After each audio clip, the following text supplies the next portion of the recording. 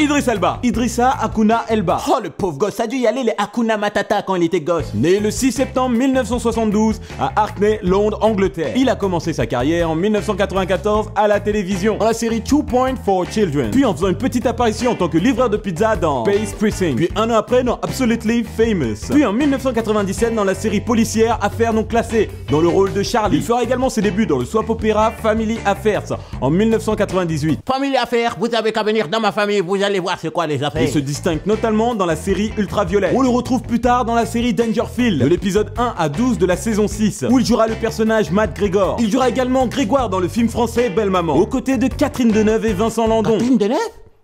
L'actrice française là. C'est une jolie femme, hein. L'année 2000, il débarque aux États-Unis pour apparaître dans quelques productions comme New York Police Judiciaire suivi du Soldat sans bataille. Il sera également dans la Brigade du Courage dans la peau du Caporal Frost en 2001. Il se fera surtout remarquer en tenant le rôle du gangster intellectuel Stringer Bell dans la série The Wire, le temps de 3 saisons, entre 2002 et 2004. Parallèlement à ça, il va continuer à apparaître dans quelques séries. Pour commencer, dans la série Meurtre à l'anglaise, dans la peau de Robert Gabriel. Puis il incarnera McBone dans la série Hack. En 2003, Idriss Elba sera la tête d'affiche du film One Love. Il jouera également le rôle de Smithy dans Soul Food. Et toujours en 2003 dans la série Les Experts à Miami, aux côtés d'Horatio. Je pourrais tuer quelqu'un pour qu'il me mette les menottes. Eh vas-y cowboy. Alors que 2 années s'écoulent, on le retrouve dans la peau du révérend Charles Frank dans The Gospel. Oh, j'adore le gospel. Il obtiendra également le rôle principal, Augustin Mogenza, dans le téléfilm Quelques jours en avril. Alors les amis, si vous voulez voir ce film, accrochez-vous parce que ça parle un peu du génocide au Rwanda, donc Un peu plus tard, il sera dans Girlfriend et il jouera Hodge dans la série Johnny Zero. Pourquoi Johnny Zero? Il va avoir une suite. En 2006 sera une année tranquille pour lui car il jouera seulement dans le film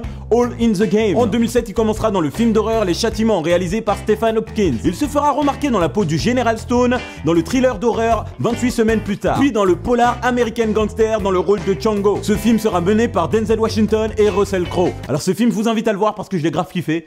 Et puis vous m'en direz des nouvelles en commentaire hein, si vous l'avez vu également.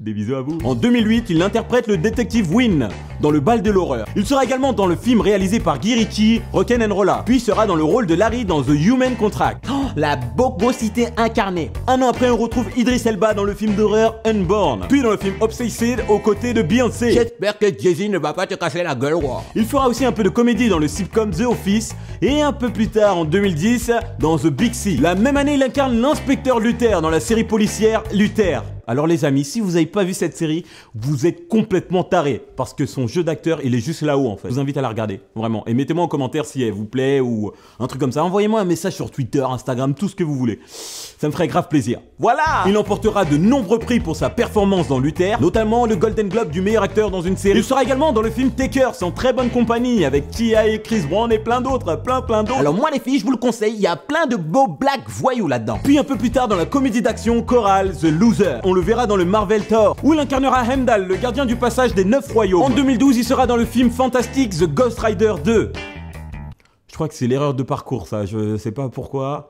Qu'est-ce qui s'est passé mon gars? Puis la même année, il intégrera la distribution du film Prometheus, où il sera dans le rôle du capitaine Janek. En 2013, il sera toujours dans le rôle d'un pilote, mais cette fois-ci dans le film Pacific Rim. Il reprendra également son rôle de Heimdall dans le second volet de Thor, Le Monde des Ténèbres. Moi j'ai trouvé ce film très bizarre. C'est un homme avec des cheveux de femme qui tape avec le marteau, alors que ce n'est même pas nécessaire de faire les travaux quoi. Toujours en 2013, il tient le rôle titre de Mandela, un long chemin vers la liberté, film pour lequel Idriss Elba recevra de nombreuses critiques positives. Alors moi c'est que mon avis perso, mais Idriss Elba, je le trouve super bien dans le rôle de Mandela, c'est ouf, ça lui va bien en fait. En 2014, il sera dans le thriller psychologique No Good Deed. Alors je me répète, mais allez voir ce film. Bah oui, faites une liste, je vous ai dit. Il sera également dans le rôle principal 100 Street. Puis dans le film d'action Gunman en 2015, il sera le commandant dans le drame historique produit par Netflix Beast for No Nation. Mais il sera encore Heimdall le temps d'une scène dans le second volet des Avengers. En 2016, il prêtera sa voix à 2 films d'animation, au personnage Chef Bogo dans Zootopie et dans le livre de la jungle au personnage Shere Khan. On le retrouvera dans la peau de Sean Briard dans le film Basti Day. Et pour finir dans l'un des films les plus attendus en 2016, Star Trek sans limite.